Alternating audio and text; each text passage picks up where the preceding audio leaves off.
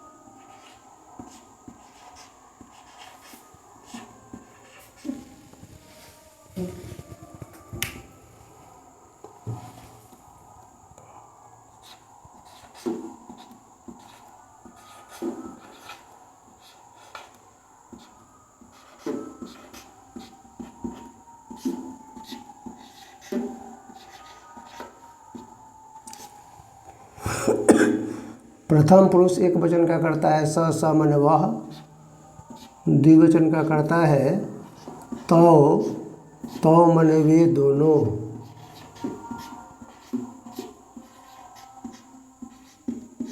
और बहुवचन में ते माने वे लोग या वे सब।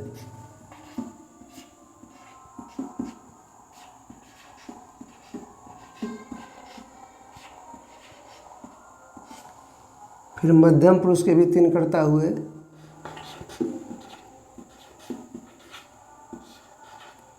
त्वम माने तुम,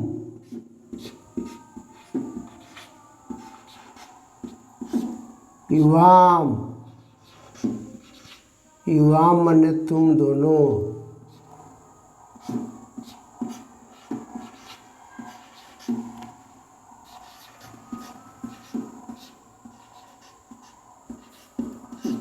वयम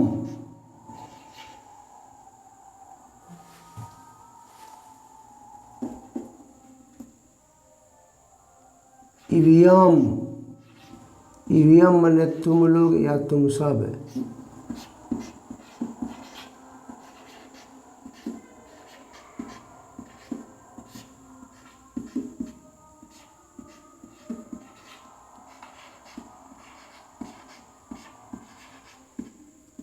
इस तरह से मध्यम पुरुष के तीन कर्ता हो गया। त्वम माने तुम, युवाम माने तुम दोनों, और ईवीएम माने तुम लोग या तुम सब।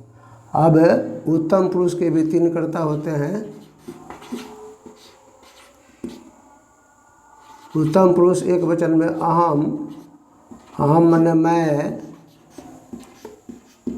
आवाम माने हम दोनों,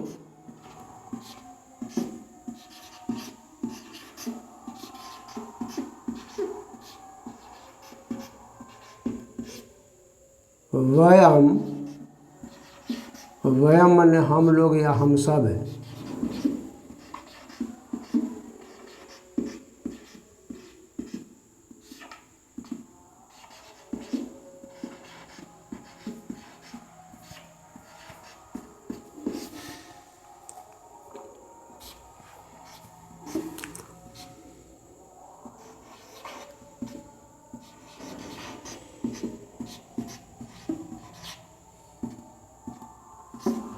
पठ धातु का माने पढ़ना, और पठ धातु का प्रयोग हम लोट लकार के साथ करेंगे।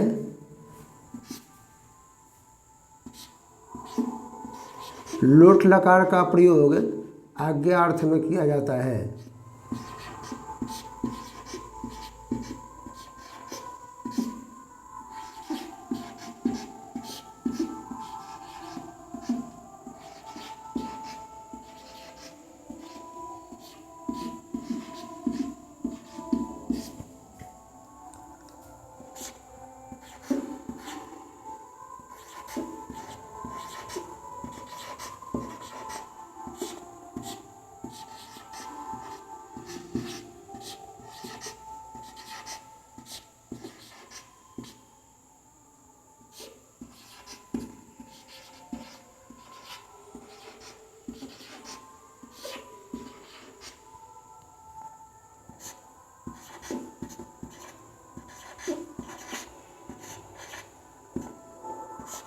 प्रथम पुरुष एक वचन में पठतु,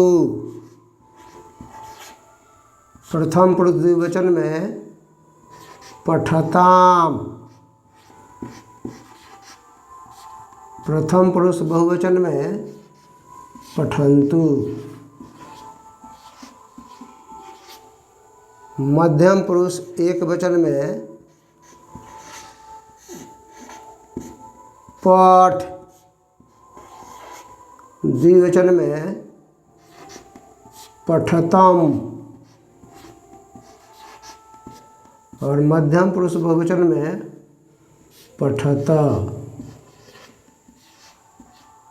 उत्तम पुरुष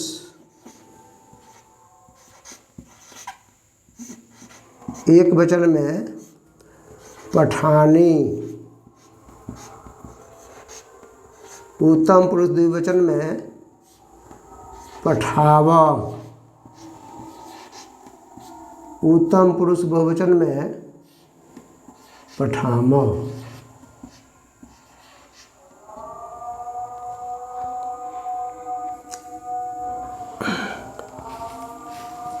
अब हम इसका वाक्य में प्रयोग करेंगे।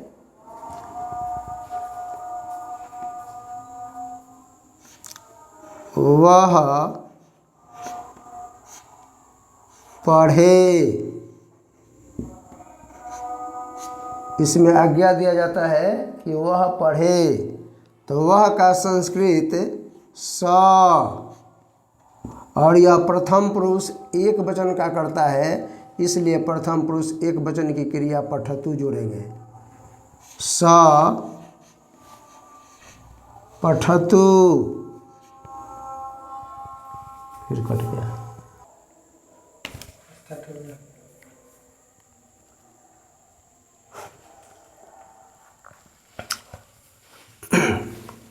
तो लोट लकार में वाक्य बनाने के लिए हम लिखे हैं कि वह पढ़े, स पठतु,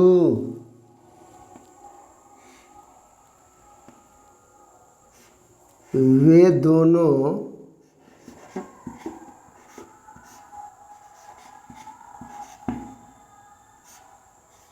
पढ़ें। तो वे दोनों का संस्कृत तो, और तो प्रथम पुरुष द्विवचन का करता है, इसलिए प्रथम पुरुष द्विवचन की क्रिया जोड़ेंगे पठताम, तो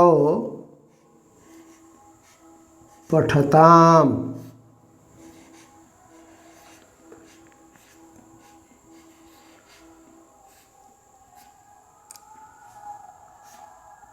वे सब पढ़ें,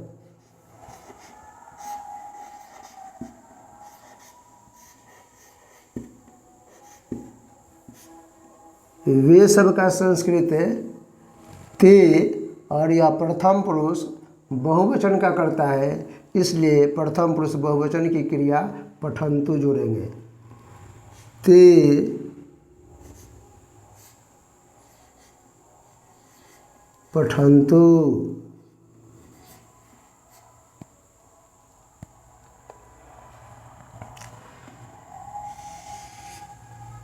अब है मध्यम पुरुष। मध्यम पुरुष का करता है त्वम, त्वम माने तुम हो गया, इससे वाक्य बनेगा कि तुम पढ़ो, तुम पढ़ो। तुम का संस्कृत होता है त्वम, और त्वम मध्यम पुरुष एक वचन का करता है, इसलिए मध्यम पुरुष एक वचन की क्रिया पठ जोड़ेंगे।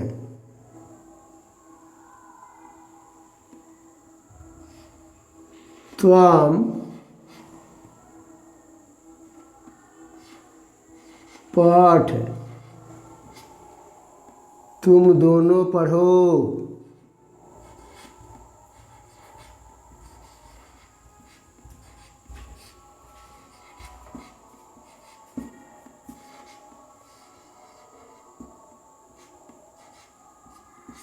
तुम दोनों का संस्कृत युवाम और युवाम मध्यम पुरुष द्विवचन का करता है, इसलिए मध्यम पुरुष द्विवचन की क्रिया जुड़ेंगे पठतम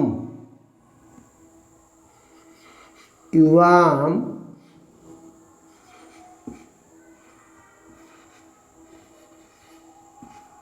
पठतम।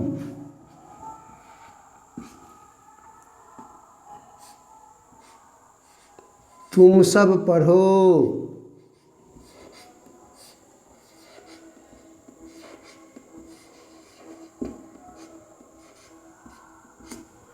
तुम लोग या तुम सब का संस्कृत इयम होता है, इसलिए इयम मध्यम पुरुष बहुवचन का करता है, तो हम मध्यम पुरुष बहुवचन की क्रिया जोड़ेंगे पठता। इयम पठता।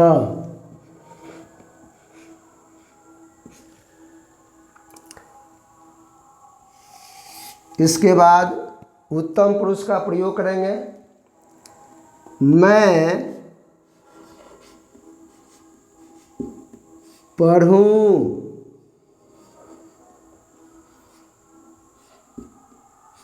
मैं का संस्कृत अहम, और यह अहम जो है उत्तम पुरुष एक वचन का करता है, इसलिए उत्तम पुरुष एक वचन की क्रिया पठानी जोड़ेंगे। अहम पठानी।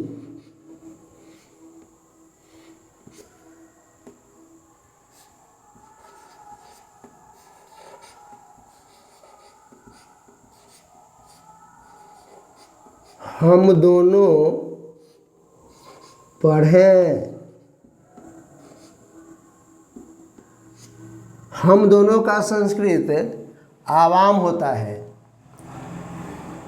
तो यह आवाम उत्तम पुरुष द्विवचन का करता है, इसलिए उत्तम पुरुष द्विवचन की क्रिया पठाव जोड़ेंगे। आवाम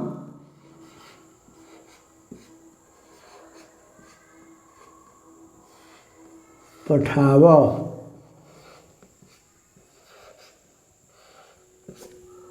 हम सब पढ़ेंगे।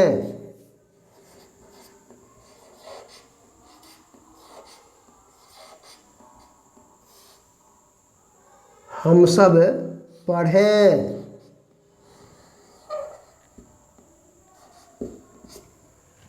हम सब का संस्कृत वयम होता है, और यह वयम उत्तम पुरुष बहुवचन का करता है, इसलिए उत्तम पुरुष बहुवचन की क्रिया पठाम जोड़ेंगे।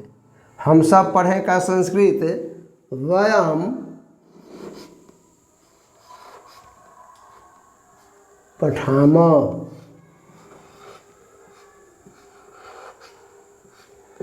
इस तरह से लोट लकार का वाक्य पूरा हो गया।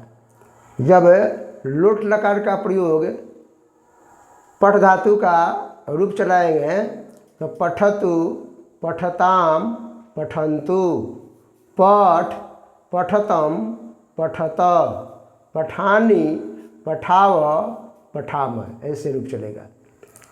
अब संस्कृत व्याकरण पढ़ने के लिए धातु रूप, शब्द रूप की आवश्यकता है।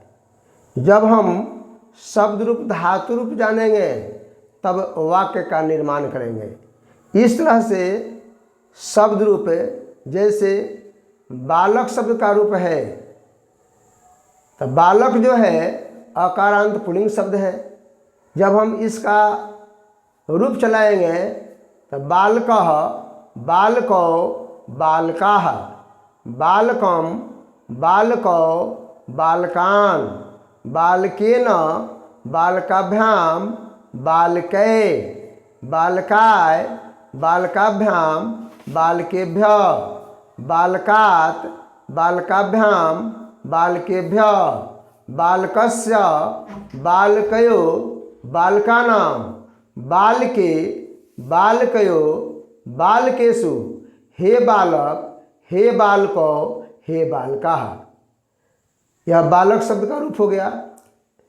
जब इसका वाक्य में प्रयोग करेंगे, लड़का पढ़े लुट लकार में, तब बालकः पठतु, दो लड़के पढ़ें, बालको पठताम, लड़के पढ़ें, बालकाः पठन्तु।